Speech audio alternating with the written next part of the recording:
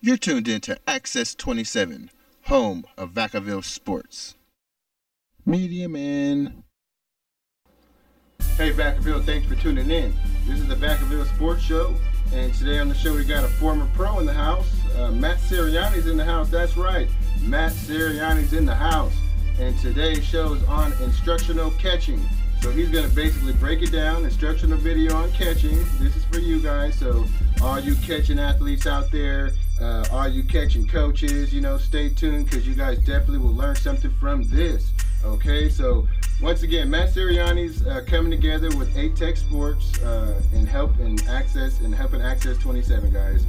Access 27 is always in need of people out there in the community.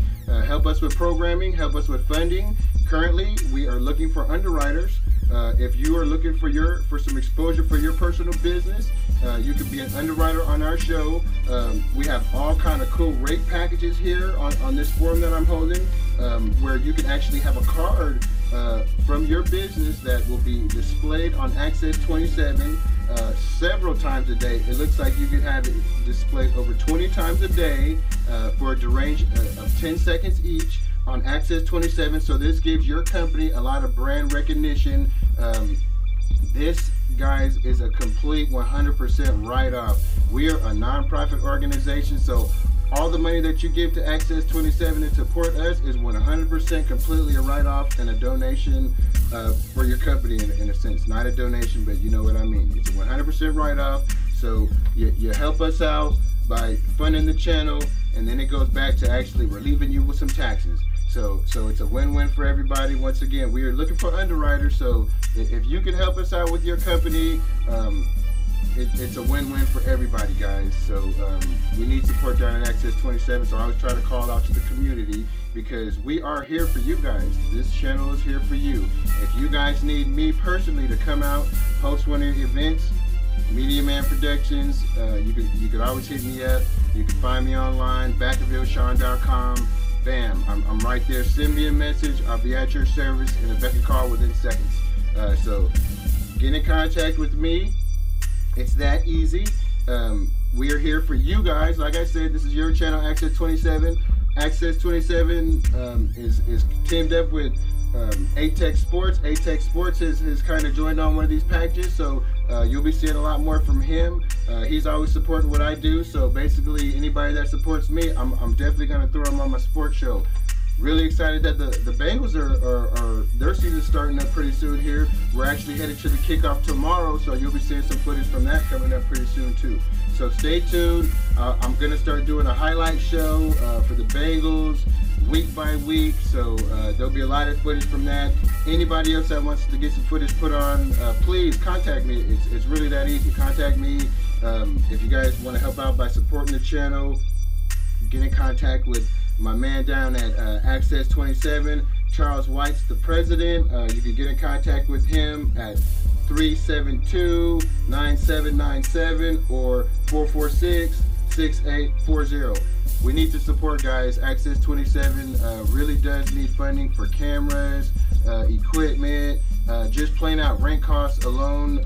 This is a whole new crew, so basically we have to find new ways to fund the channel. So hopefully you guys will be able to help us with that. I'm excited for this show to start, guys. Matt Ceriani's in the house. Basically, you guys stay tuned. This is the time for you guys to go get your popcorn. There's going to be a slight intro with my man, Coach Jackson. Coach Jackson put this together. He is the one that's making all this sports clinics and stuff happen here with me hosting in the Vacaville area. So got to give it up to Coach Jackson. Coach Jackson has been giving me a lot of support, inviting me out to a lot of his gigs. He's very active in the area in coaching, athletic training, and just by inviting me out and giving me a glimpse, it's kind of got my wheels about athletic training, revamped and going. I'm learning a lot. Always learn, love to learn. So that's what it's all about. Also, to all you trainers out there, also, once again, same thing. If you guys want to, invite me out, check out your program, it's always what we do, you know what I mean? Give us a call down here at Action 27. We're always looking for different ways to give the public different views of what this lovely city of Vacaville does, you know what I mean? And we do a lot, so stay tuned for that. So thanks for tuning in. Up next, Matt Ceriani walks us through the fundamentals of catching. This should be fun, guys, so stay tuned. Okay, Vacaville, back at you. Vacaville Sports, another episode coming to you. Here, special treat for you guys. I'm here with some excellent coaches for catchers. So introduce yourselves. Coach Jackson. Matt Ceriani. Okay, and I'm not a specialty in catchers coaches, so I'm gonna back out of this. I'm gonna let these guys take over. So Coach Jackson's gonna be asking the questions, and you guys enjoy this. Hopefully, sit back and enjoy. Hey, Coach Matt, thanks again for coming out. Basically, what I want to ask you as far as a catcher's mentality, what's the kind of mentality a catcher has to have before he basically gets behind the plate? That's a great question. As a catcher, guys, we are the leader of the team. Basically everything funnels through us. It starts with us and it ends with us. We call the pitches, we receive the ball, we tell everybody where to go. So as the leader on the field, you basically are in charge of the tempo of the game, how fast the pace goes, helping out your fielders for positioning, and most importantly, catching the baseball. The name of the position actually describes what we're doing. As we get good at catching the ball, the game gets simpler. So from a leadership standpoint, the position of catcher is probably the most important position on the field, and also probably the hardest position to play. Speaking of the hardest position, how important is it for a catcher's lower body to be in tune with physical strength? I think it's extremely important. Probably the number one most important part of a catcher's game is his lower half strength. His flexibility is probably the main part of that. As a younger player, 10, 11, 12 years old, I did a lot of just jogging and running, running the neighborhood, stuff that didn't cost money, stuff that you didn't have to go somewhere to do, things that you could do in your backyard. So, and most of that was leg strength. I was a cross-training athlete. I played basketball. I think one of the biggest things for me was striving as a younger guy to make the 8th grade team, and what did I do? I went out and ran at night. So just all that training, years of training, building up my legs, you didn't even realize why you're doing it, but at the end of the day, you're going for a goal of being a superior athlete. And at the end of the day, the catcher has got to be the best guy on the field as far as stamina goes. Legs is where the stamina comes from.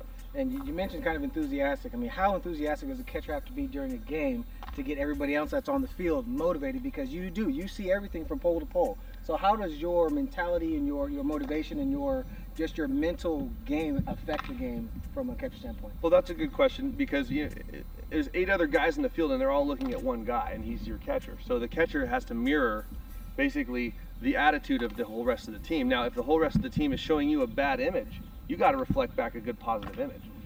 Now, there's days where you have to be bigger than yourself as a catcher. If you're having a bad offensive day, or maybe you didn't throw anybody out, maybe you've had a tough time catching the ball that day, you have to overcome that as a catcher and become more of a leader. So a lot of the time you're not going to see the catcher who's got the best batting average in the world. But you do need to be the guy that absolutely has to be a mainstay as far as attitude. You can't have bad days back there. You can hit poorly, or you can not execute certain things defensively, but your mentality has to always be strong. Thanks, Coach. That's some great information from Coach Matt.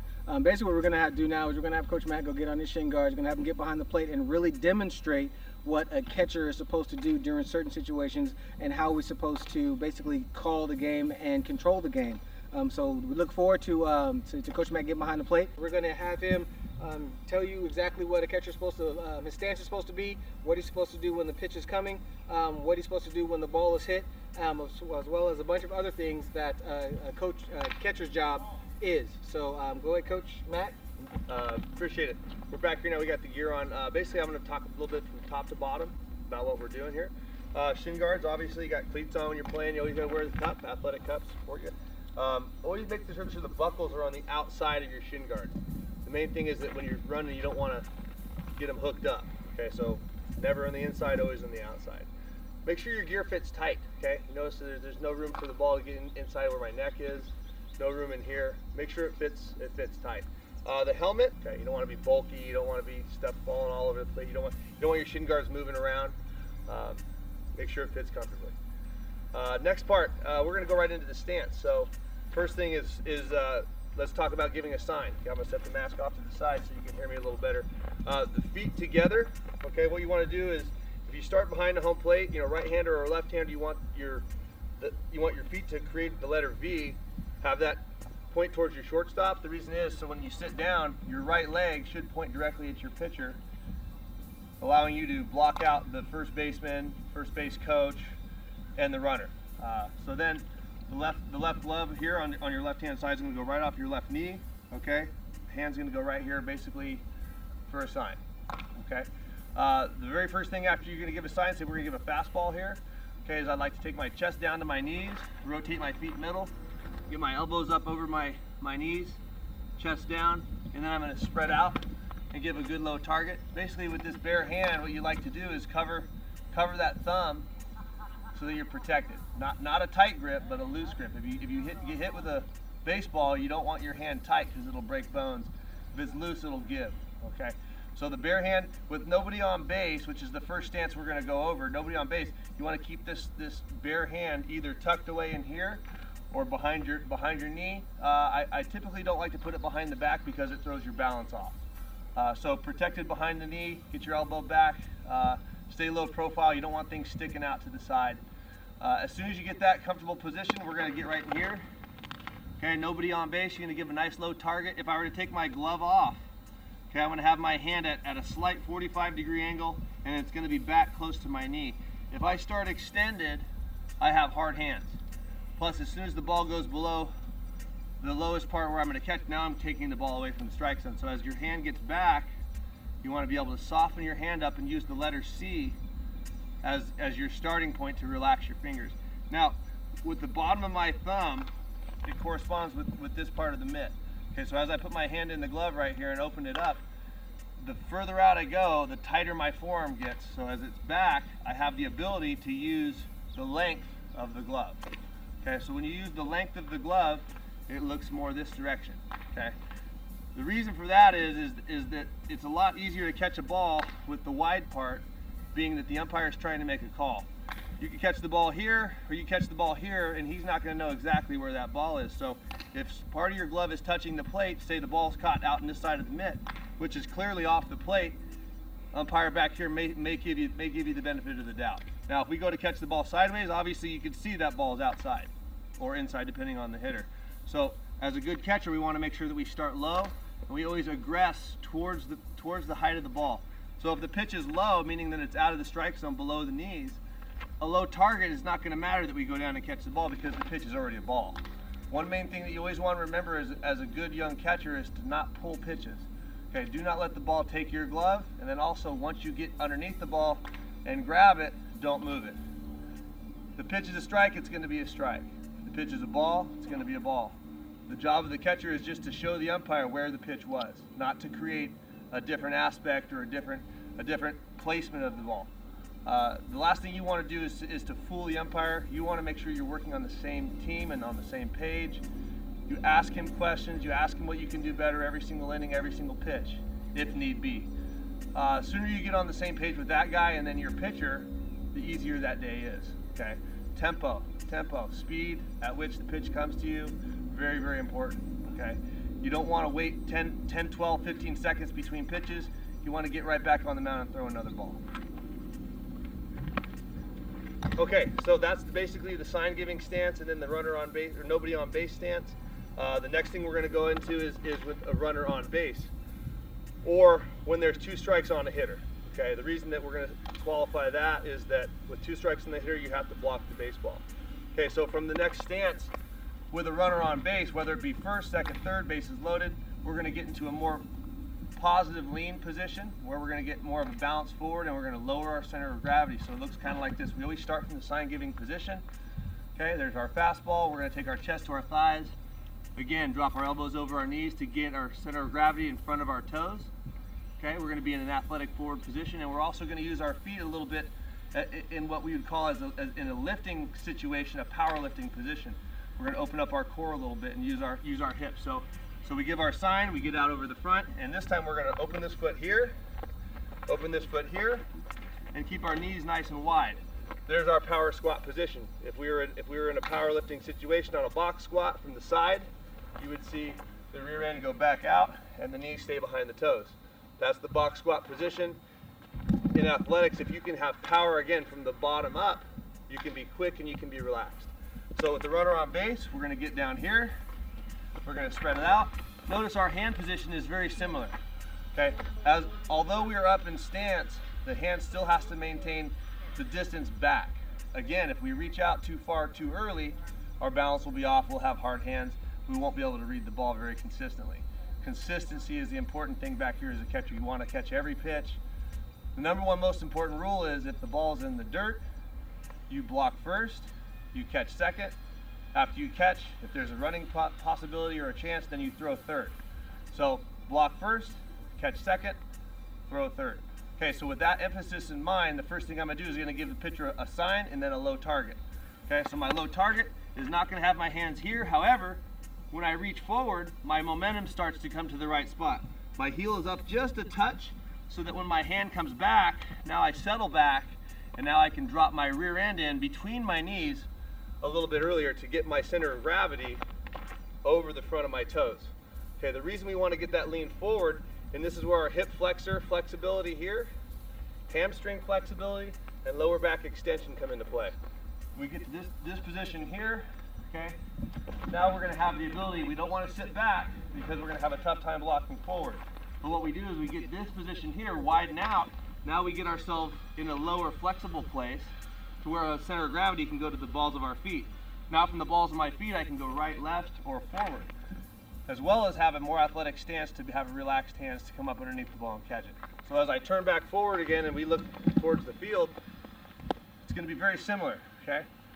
Here, low stance. If I were to take my glove off, it looks like I'm going to catch a bounce pass. If I was going to play basketball, I'd catch a bounce pass right there. Okay, so the hands are in, just like catching the football, the diamond. It's very similar in baseball, except for we only catch with one hand. Here's our stance. There, good low target, bare hand behind the glove now because it's a blocking situation. And then we go to catch. Relax, extend to the ball. Okay, so the next period of time we're going to talk about is blocking. Okay, so if we didn't get a chance to catch the baseball, the next thing we're going to do is, which is our first rule, is block first. Now there's a very easy way to do this. There's a technique that incorporates the balance of the stance that we just talked about, as well as catching the ball consistently in the pocket. And the main thing is getting that low center of gravity. Okay? As those hands get out and the ball goes low, we're going to use our eyes with height to see the level of the ball. As the ball's coming in, okay, our glove is hopefully going to be starting below the level of the ball. And as that pitch crosses our line of sight, we're going to see it hit the ground. As soon as that ball hits the ground, being that we have a positive lean position going, if we're here and we see that ball low, as soon as that ball hits the ground, whether it be 2 feet in front of us, 3 feet, or 6 inches, we know that we can't catch it. And then again, our rules come into play, blocking first. So if we always think about blocking first, as soon as our glove goes to the low pitch, and we realize that we can't catch it in the air, you flip the glove over, and your positive lean just allows your legs to come forward. With that in mind, if you can lean forward with the positive lean, and then have a good job of recognizing when to go down, your blocking will be very, very, very, very good.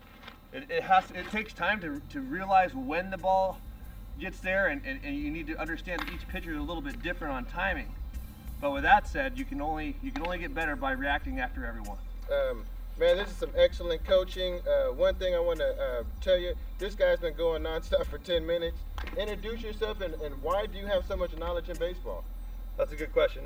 Basically, I started playing baseball when I was about 8 or 9 years old. Okay. And played catcher from the time I was about 10. So I learned early on the proper skill level, and then I just basically got excited about it and got a passion towards it. And I played a lot of baseball. Went to college, went to Ole Miss, got a chance to play college there, and then signed with the Milwaukee Brewers. Played 5 seasons with them. Got traded to the Diamondbacks for a 2 more years. Okay.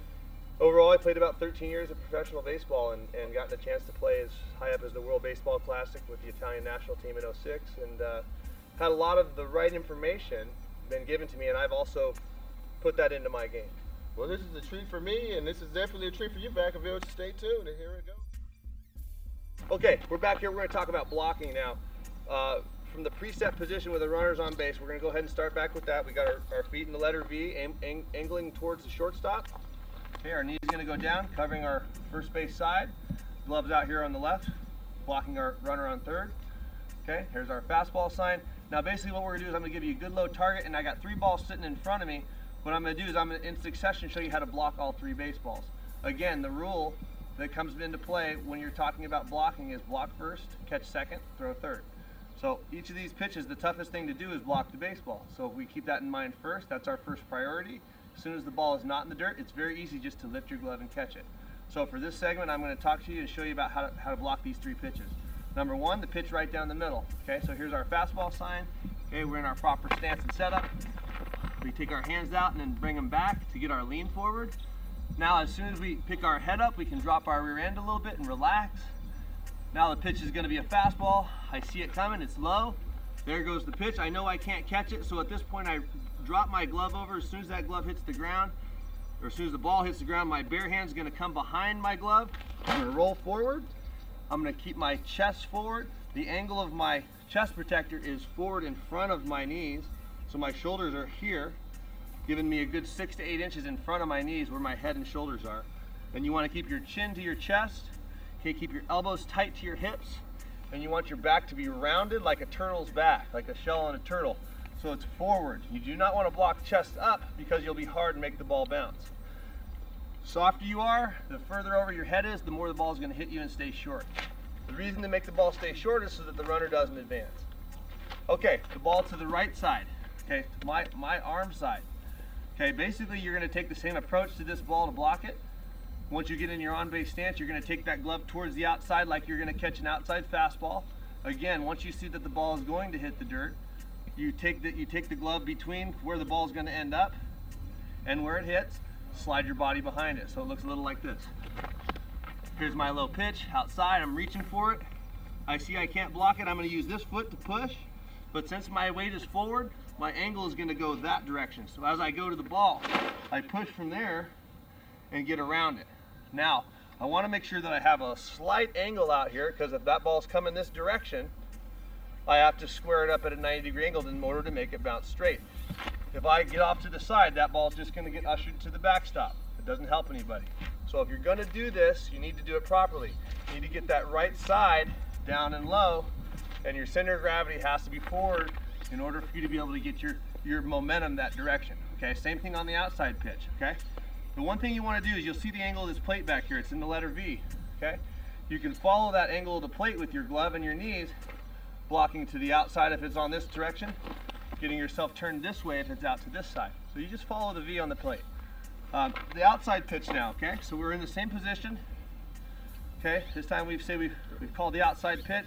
We're gonna shade a little this way. Okay, the same thing goes. There goes my pitch. I see I can't catch it. Glove's gonna drop, hand's gonna go behind. I'm gonna slide around and block it, okay? Pretty simple. The more leg flexibility you get, the more leg strength that you have, the easier this position will be to execute on a consistent basis. Okay, we're back with Coach Matt, and again, that was great information. Now we're gonna get a little bit more detail on some game live instruction. Coach, as far as when you got a player, runner on base, coming up out of the throwing stance, how important is that to also be flexible and be aggressive when throwing the ball? It's very important. I mean, the flexibility is the main thing, because relaxation is your #1 most important thing for getting the ball out of your glove. If you break it down to the really simplest form of throwing runners out, it really comes down to one and two things. The first one is catching the ball. The second thing is getting it out of your glove.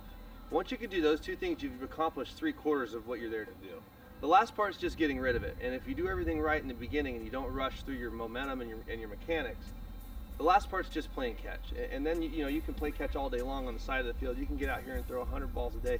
It really is up to you how good you want to get at the throwing portion of it. What I'm here to show you is the footwork. So everybody's arm's a little different. Everybody's arm slot is a little different. With that being said, you've basically got to get yourself into a good low position, just like we did for blocking and for receiving. And then the throwing part is the third part of the show. So if the ball's not in the dirt and we don't have to block it, then all we got to do is catch it. That seems pretty easy. Now the last thing we have to do is make sure that we don't stand right up. We have to use our momentum in accordance to where the ball is. So if the ball's up and away, we're going to have to wait a little longer to get the ball to our center. Okay, so basically the main thing from our positioning standpoint is that we're in our on-base stance. We've got a guy on first or second, or maybe even first and third, and the guy's going to try to steal one on us and do a double steal. Okay, but let's just talk about with the runner on first to start with. Okay, so this guy's going to be stealing second. After we catch the ball, what do we do? Well, that's a really good question, because that's probably the #1 most most asked question by young catchers is, okay, I caught the ball, I see him running, but now I'm too late. Okay, well, understand that the very first thing that has to happen is you have to realize there's a guy on, realize what pitch you're calling, okay, who's hitting, what the situation in the game is. All those things have a variable that goes into play to see whether that guy's going to go or not.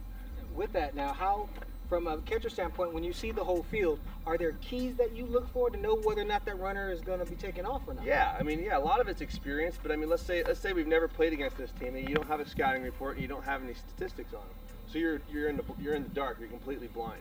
So in that situation, obviously, any information you have is going to help you and benefit you to know who's going to steal and who's not going to steal. Okay, so we always think like this. I always think every guy that gets on first base, whether he's the fastest looking guy or the slowest looking guy, I always expect him to go.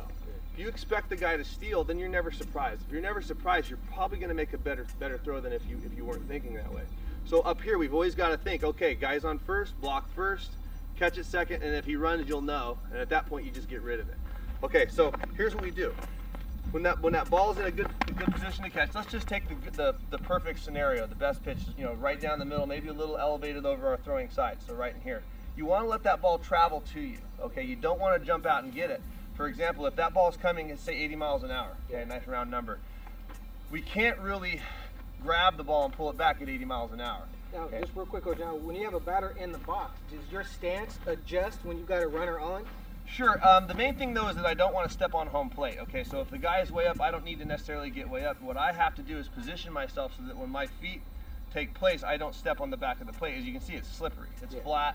Okay, we've got metal spikes on. You'd be much better off stepping in the dirt to have a good throw on your plant. So yeah, I mean, it does matter a little bit where he is, but the most important thing is that I want to make sure that I'm far enough back so that when I take a jab step to throw, and I bring my foot down, I'm behind the plate. Okay. So you've got the two areas off to the side. I mean, you can use that, but sometimes when the pitch takes you to a different location, your feet are going to move into a slightly different area. So allow yourself some room so that you don't step on the plate. But that's a very good question.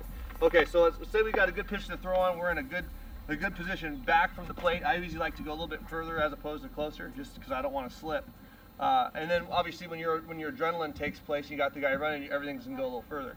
So we always like to practice like underneath the 6-inch stride. Obviously the width of your foot's probably 3 or 4 inches, probably closer to 4. So a foot width, maybe a foot width and a half on your jab step. Now, what's a jab step? Basically, a jab step is the same thing that a pitcher would do when he comes set to get to his balance point. Okay, but a catcher has to start in a box. We're here in a small little area. We don't have much room to get our feet going or our momentum going. So that's why we have to have superior flexibility, lower half strength, and a good positive lean. Okay, the same way that let's say a receiver out on the line getting ready to go for the snap, he's leaning towards his positive direction. The same thing is going to happen here. The reason I say that is because you can use your lower body like a pulley system. Okay, your rear end and your lower half has most of the weight of your body. Okay, so as we get back down here and we catch a low pitch, one of the common mistakes on a tougher pitch to catch is that you're going to reach down for it. Well, now I'm already forward.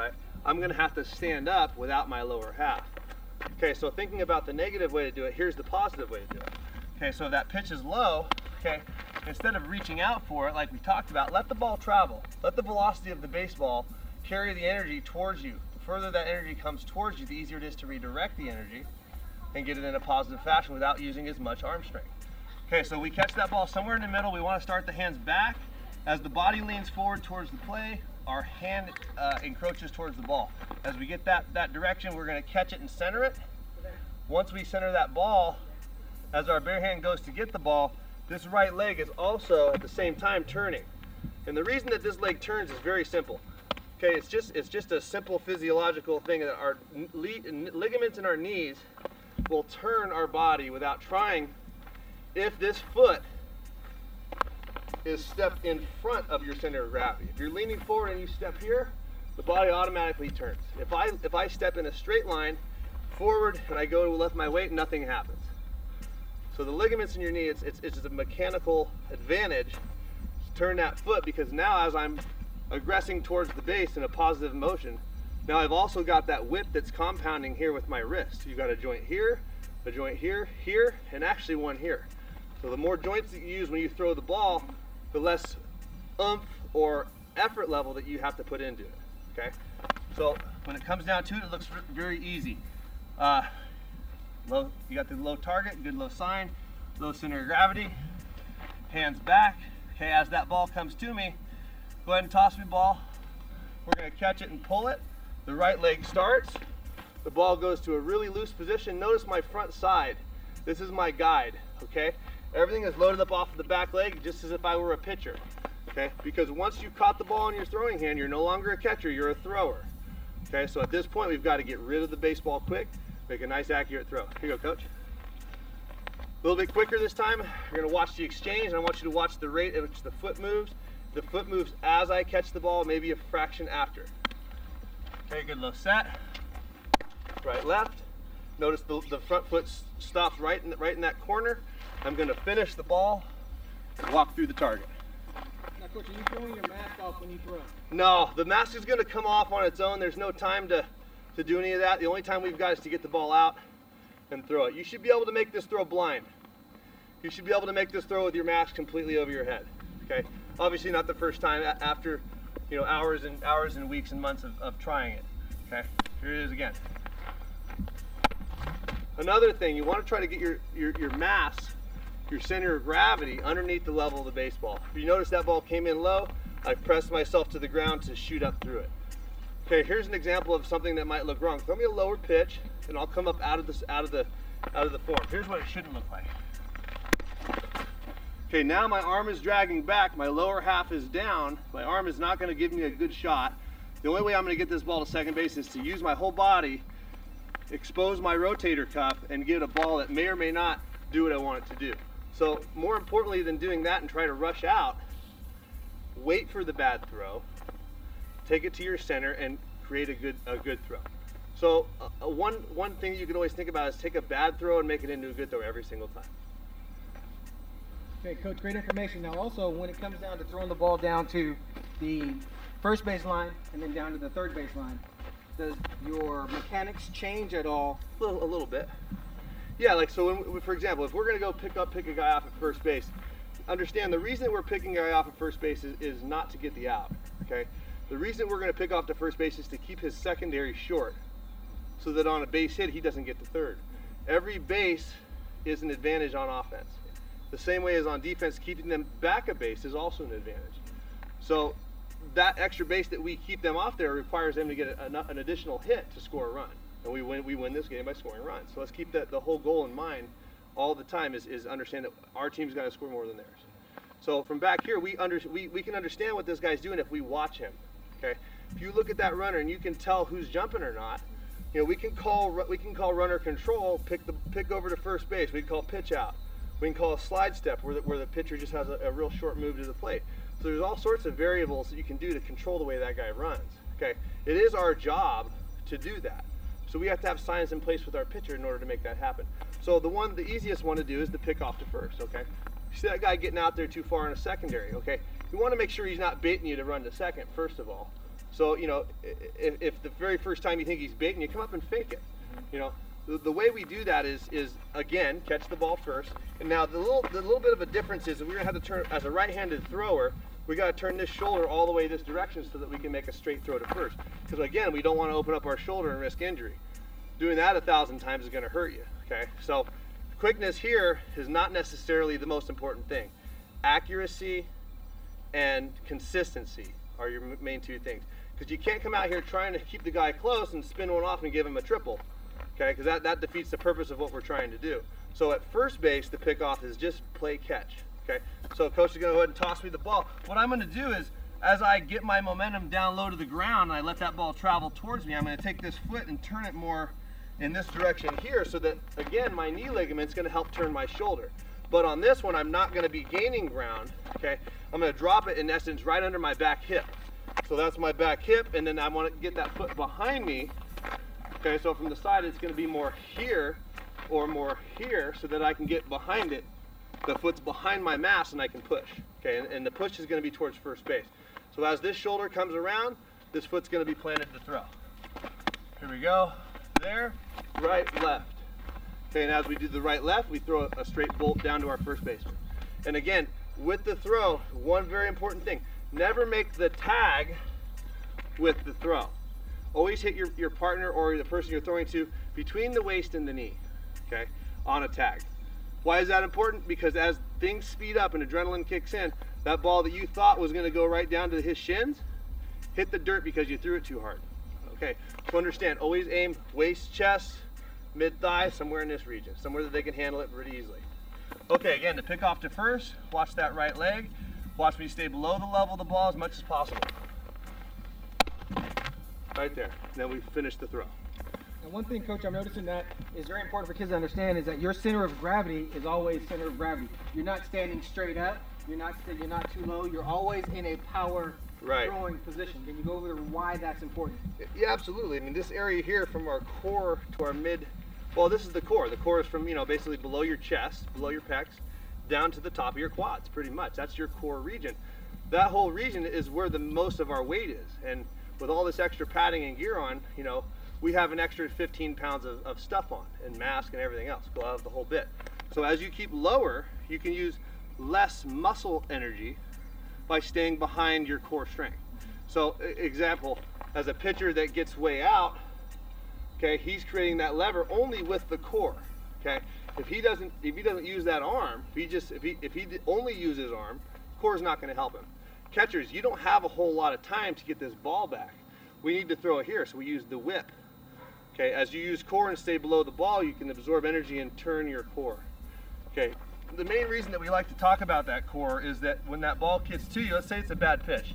Okay, let's say we get a bad pitch way out here. Okay, all right. So with a bad core, I'm gonna be taken this way. Now I'm gonna be out here to try to make a throw. There's no chance of me making a good throw. Okay, so if I have a strong core and I stay below the height of the ball, now I can, with my core, pull this ball middle and keep my footwork right down the middle so that my momentum stays through my play. Yeah, it might be a fraction of a second slower, but we just turned a bad throw into a good one, okay? That's consistency. You're not out there trying to get a time, you're out here trying to play catch. We throw a bad throw and that guy trips 2 steps before the bag and now it's in right center. Now he may have third, whereas all we had to do was play catch on a terrible pitch, throw the 2-1 to second base and we got an out. Okay, so it's not always about times, it's about consistent throwing. Good information, Coach. Now also when it comes to foul balls, let's say, or a bad pitch, and you happen, in your case, which never really happens, one gets by you. Let's say it goes down to the first base line.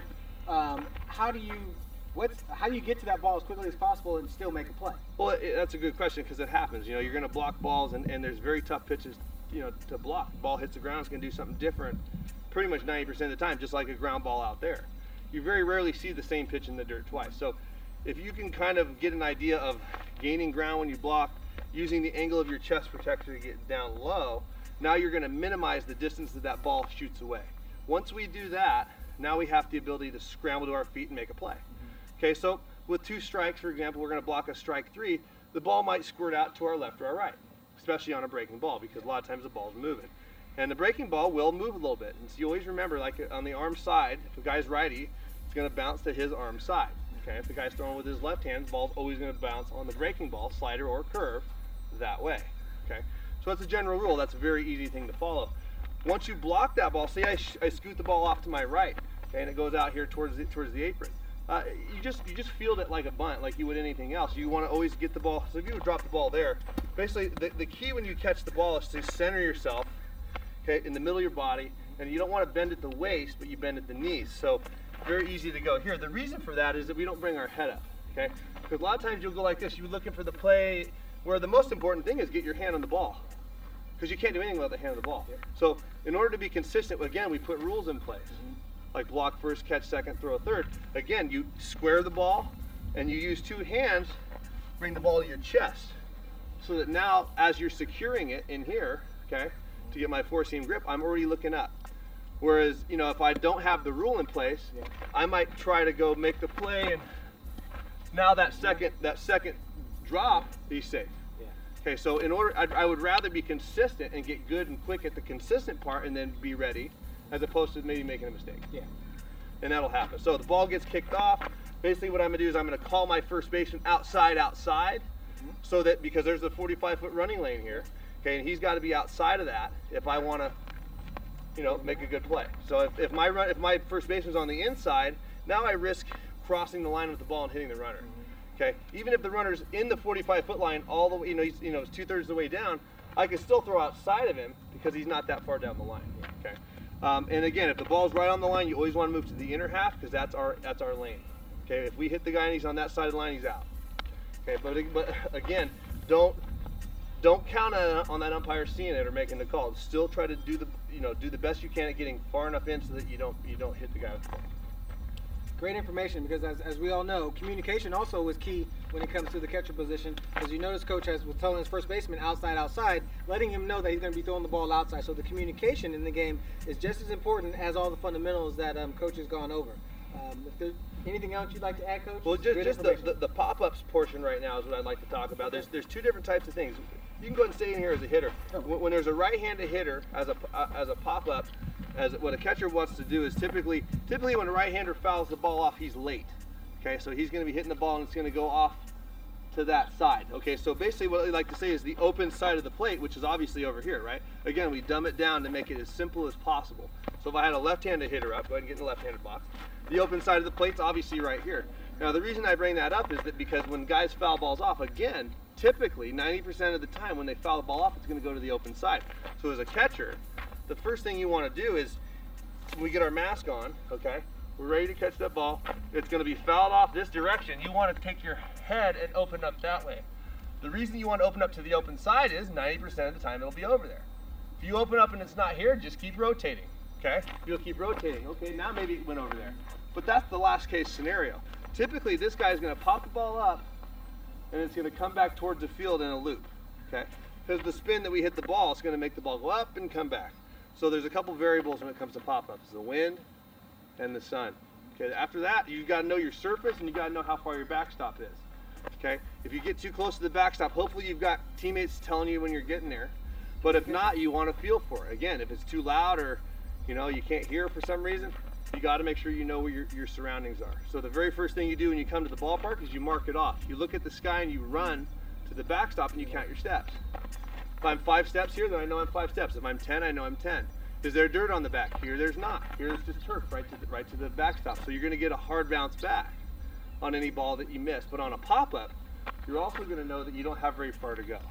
You do have a certain distance, but not that much. And also know your surroundings, know who your first baseman, third baseman, and pitcher are, know their athletic ability.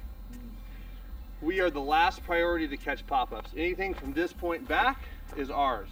Anything off of that dirt and off of that dirt that way is not our priority. First baseman, pitcher, third baseman. Okay, anything that we go out as a catcher, you don't call the ball until you start walking back. If it's in our dirt area, then you got to call it. Anything out there, you can go catch the ball. You're not supposed to call it because that guy can always come in and take you off. Okay, because as your back's going to the infield, okay, that ball's coming away from you, so you're going to be backpedaling.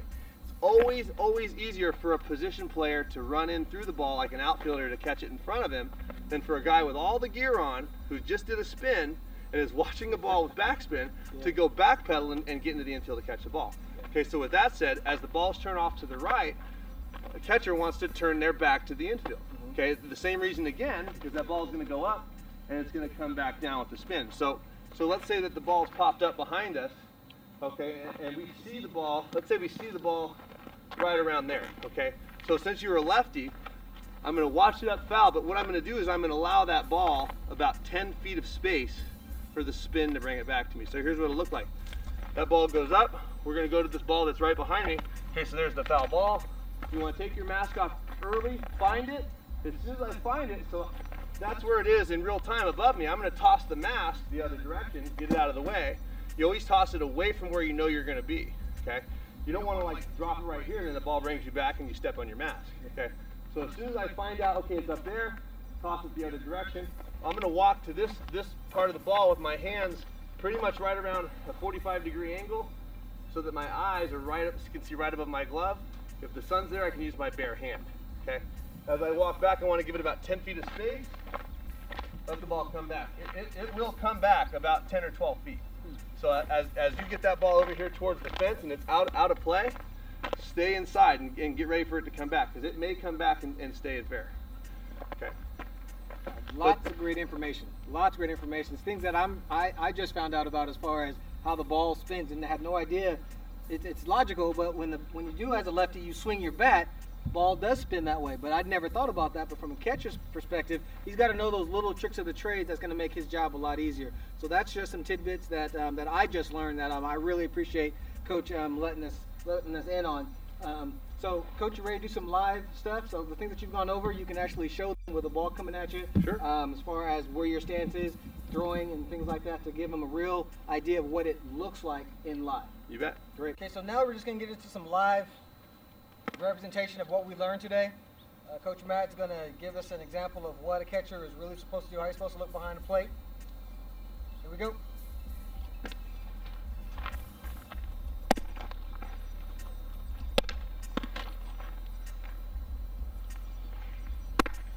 As you can see how comfortable Coach is behind the plate. It's like his second home. Everything is smooth, everything is natural. Very minimal movement.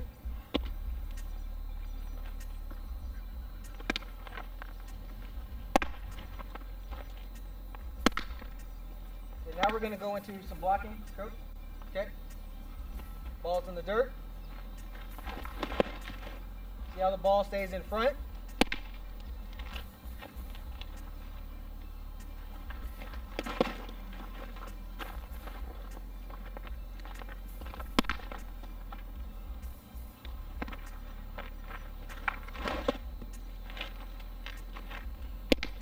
Now on an inside pitch, works the same way. So a batter is getting out of the way, ball coming in, still the same, Yep, right? I still go behind the hitter. Don't hit me, Coach.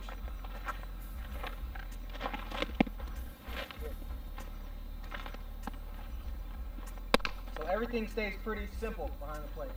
Yeah, I mean, the main thing is that wherever that ball is, I'm going to lean to it as I go gain ground. Take the glove down, let the body come behind it. Just keep it simple. Center of gravity forward, hands back. And again, the hip flexibility allows this to happen. Okay, because the upper half needs to stay forward in front of the kneecaps in order to keep that ball close. You can block the ball upright, but it usually bounces away. Okay. Good.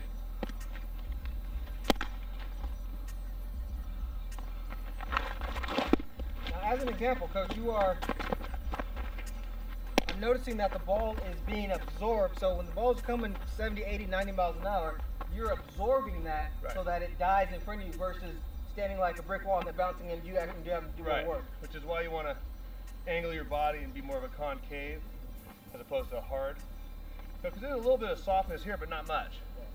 You need your angle. You need to be like a concave background. It helps the ball to just stay down.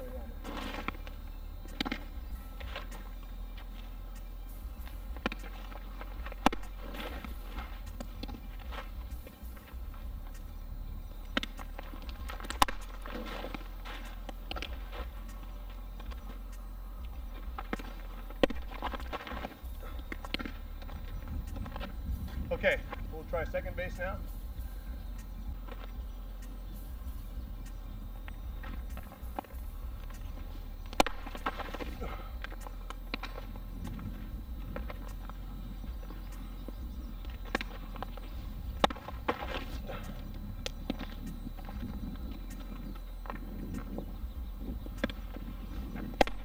Oh.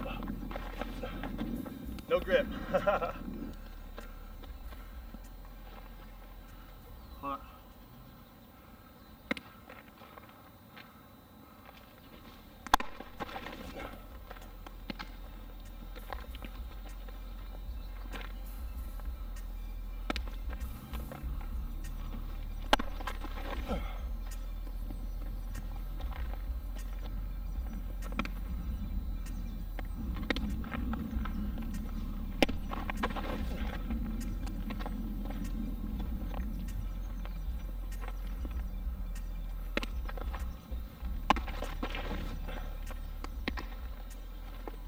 So as you can see, fundamentals are the key to everything. Movement's the same, stance is the same, so depending on the situation that you're in. Absolutely. But the core and your stance dictates exactly how accurate and how quick you're going to be on your feet. So in that aspect, training-wise, what do you suggest catchers do to train themselves in order to get their bodies ready for this type of work? Well, nothing beats playing the games. Nothing beats using the up stance when you play the games, because you only get so many innings on the field. You might as well practice it with the up stances every time. But running, cross-training, playing other sports, staying outside after school, working out, just doing stuff. Everything that you do is going to get you better, get you stronger. Every time you're playing the game, you get better. So, just keep at it, keep doing it. Any throwing exercise, any lifting, any running, anything that'll build up your flexibility, your strength, yoga, fantastic. Any sort of sport-specific training, anything you can get with an additional strength coach, all that stuff works. Hey, I want to give a special thanks to Coach Matt for coming out and doing this for us. It's information that we don't get on a daily basis, and that is what A-Tech Sports is all about, bringing the fundamentals from individuals that have played at a higher level. That's going to give the youth today the advantage that they need to become elite athletes. That's what we're here for. That's what we want to do. We thank Coach Matt for coming out and spending the time out here with us to give us this in-depth knowledge on how good and how great a catcher's position is supposed to be. I mean, there's so much information that we had. It's incredible. Yep. I mean, a lot of information. So we appreciate it. Thank you for the time. You're welcome. It's been great. My goal today, thanks Coach Matt, bring you guys out here and show you guys some good baseball. I personally learned a lot of stuff out here. It was a lot of fun. Hopefully you guys had fun with this specific segment. And like I said, it's all about the learning for the kids, guys. So once again, an ex-professional out here, A-Tech Sports, doing his thing, giving back to the kids. I love to see it. Anytime you guys want to see me come out and do events like this, please let me know. I will be out there in a heartbeat. I love to do this, guys. So thanks for having me out. This is the first segment. We got more coming your way. Stay tuned. Coach Jackson is the one making this happen. So like I said, thanks Coach Jackson too. Once again, Channel 27 is in need of your guys' help. We're looking for underwriters. Please, if you're in the local community in the Vacaville area, please contact me, Vacaville Sports, on YouTube, VacavilleSean.com. You know where I'm at. I'm trying to help you guys out. Don't want to lose this channel. It's an awesome opportunity for locals in the area. So, like I said, thanks for tuning in. We'll be right back at you. Stay tuned. Thanks, guys. Media Man.